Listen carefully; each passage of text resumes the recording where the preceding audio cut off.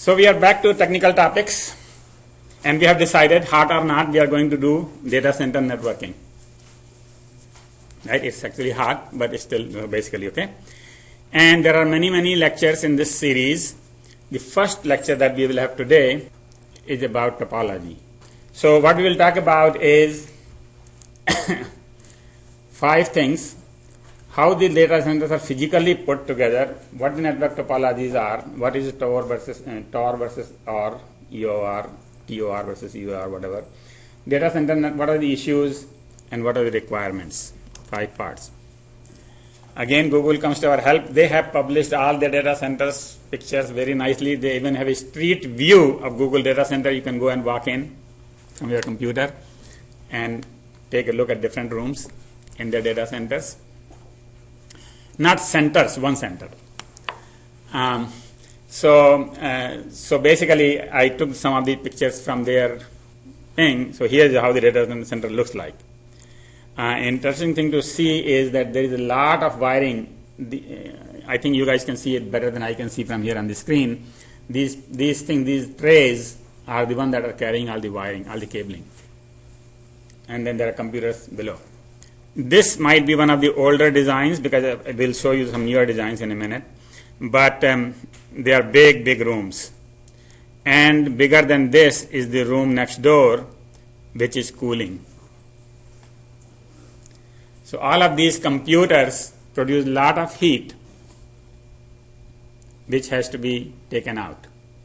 So the thing that you don't see when you go to a data center is this part. These are all pipes which are carrying different kinds of airs and temperatures and things like that, pumping in. It's like any building. If you take a tour of, let's say, a new building that we have, and I once took a tour of the Brauer Hall, which is one of the new buildings. If you go to the basement, they will show you, it looks like this. It looks like this basically. A lot of cooling, heating, this, that we don't see in the classrooms. I'm sure this building has somewhere heating, cooling. But this is a big part of the expense and big part of the thing that people design, but we are not going to do that because we are networking guys, not the heating, cooling guys. Okay, so at most what we can do is we can design protocols that produce less heat. And we will do that towards the end if there is a time.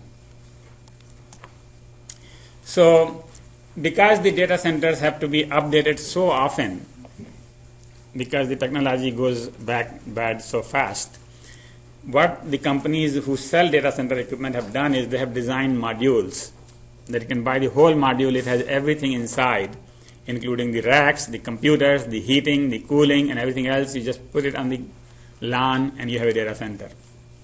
Of course, you have to get the power supply and you have to get the water supply, other things connected to it.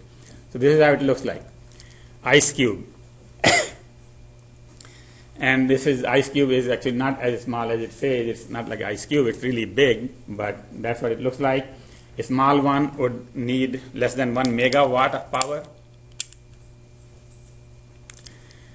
It will have 4 racks. Medium one will have 10 racks and take 1 to 4 megawatt, and the large one will have 20 racks with 4 megawatts, more than 4 megawatts. It has everything that you need, so as a computer scientist, you can just put the order through and you have a data center. You don't have to worry about the rest of this stuff. Of course, you have to connect it.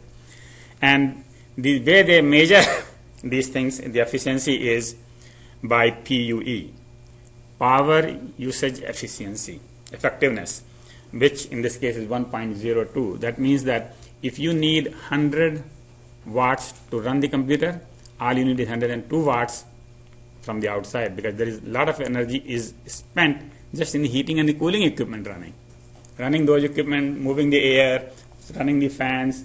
All of that is only 2%, right? So this is very good. So PUE is the input power in to the power used, really used for computing, not power used for fans. Understand the difference? Right? And so that is 1.02, and then you can use it anytime. And the good thing is that they come in all sizes and shapes. And here is a bigger one.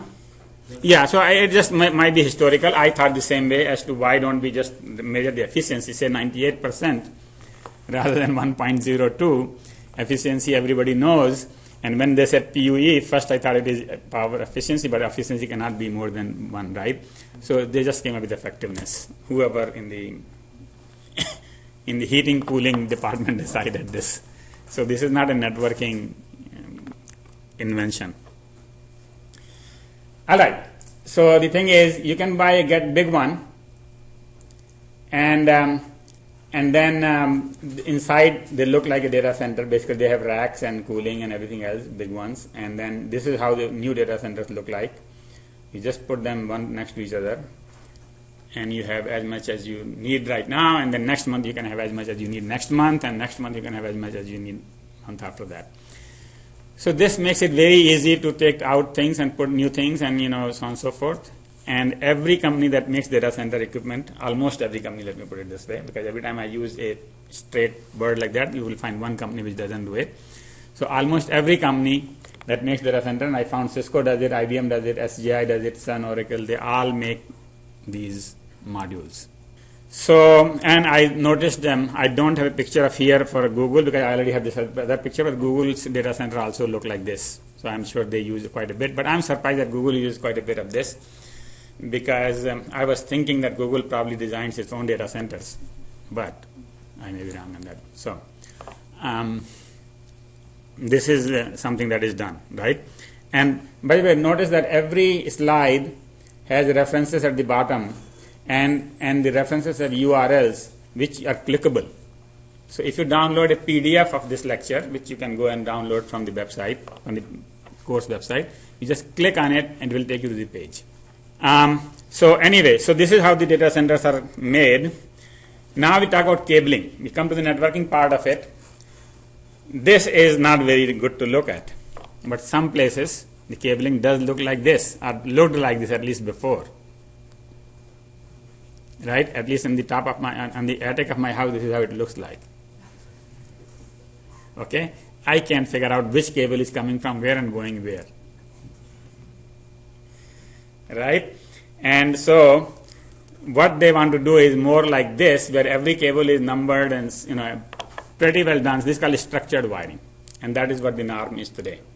Everything is very well structured, and you can figure out where it is coming from, where it is going, by looking at the cable and things like that. And the equipment actually looks much neater. So here is you can see the rack. In the back of the rack they have the cables, which might be even color coded and things like that, and they are very neatly arranged. They are very neatly arranged. Some of the cables, after they come out of the rack, they go to the top, and in the top there are 3 layers. You can see 3 layers. The top layer is, the bottom layer is signaling, middle layer is power, and top layer is fiber. So what is signaling? Signaling is Ethernet. Basically your Ethernet signals go through the bottom layer. And then next is power, and the top layer is fiber. And I really don't know why the order is this, but this is how it is right now. I can imagine that the Ethernet, I would have thought that the Ethernet would be far away from power as much as you can, but they are very close to each other, middle and bottom. Right. So it is, the thing is, I am not sure this order as to why this order was selected, but it is quite possible that this came later and they just created a new layer. But don't take my word for it. Okay? And then there is wiring, cabling also under the floor. Okay? Some places they would prefer, you don't need to have both. Some places they would prefer to have under the floor, and most of these floors are false floors, as you can see there, for heating and cooling regions. So these floors, you can see there are holes in the tiles. Those are blowing airs. And underneath those tiles you might see figure like this, where there are some more cables, or some cables, the cable coming to these racks. Then the data center itself has a certain standard layout. At one place they will have lots of power supplies. This is the place where everything comes in, The next to that is the telecommunication, where the outside lines come in, and then next to that is cooling system, and then there are these hot, cold, and aisles and so on and so forth. Now, why these things are at different places is not actually our business to know. I mean, basically, I really don't care, but I just want to let you know that there is a standard for all this, and this is how they are put together. And the standard is called ANSI TIA 942-2005. All right. So ANSI is American National Standards Institute. TIA is Telecommunication Institute of America. Telecommunication Industry Association. Sorry, it is Telecommunication Industry Association. Telecommunication Industry Association. So TIA.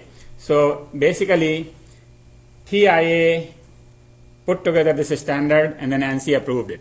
So ANSI is American National Standards Institute, which does everything, and TIA is only interested in telecommunications. So that's how it is. 2005 is the year, obviously, and TIA 942 is the standard, and there might be other similar standards that if you go to TIA website, you can find them. But basically, what they do is they want you to, they recommend that you set up your data center like this, where you have the entrance room, where your lots of access providers are the carriers, are the companies like AT&T, Verizon, who provide networking. Their cables come in, and then, so that is the entrance room. From there, basically you come into the computer room. And then next to computer room you have these telecom room. And I think the telecom room might be more like voice telecom, but the data is coming through here. And then in the computer room, what you do is you divide into many different areas. So first there is MDA, which is the main distribution area. From there, you go to horizontal distribution areas, HDAs. And from there, you go to equipment distribution areas. So what it is if you go back to the previous picture, the first few things here might be simply patch panels. Actually, they used to be patch panels before, but I'm sure by now they're all automated. So you can change things remotely. But in my days, or in some days ago, basically you went and plugged it in. So that is what distribution area means. Okay. So there is MDA, main distribution area, and then horizontal distribution area, and then the equipment distribution area. Equipment distribution area is basically the racks. Okay. And to get to the rack, you go through the horizontal distribution area. Now there is a GDA. GDA is zone distribution area, but basically you have to divide an area into different zones, and whatever that zone means, then there is a distribution area there for that. But we see two words here. One is TOR, T-O-R, and then one we see EOR. Right here, EOR. Those I will explain in the next slide. All right. So the summary of this slide is that the distribution is 3 levels: main, horizontal, and equipment. So zone is optional between HDA and EDA. That's all it says. But so we don't know.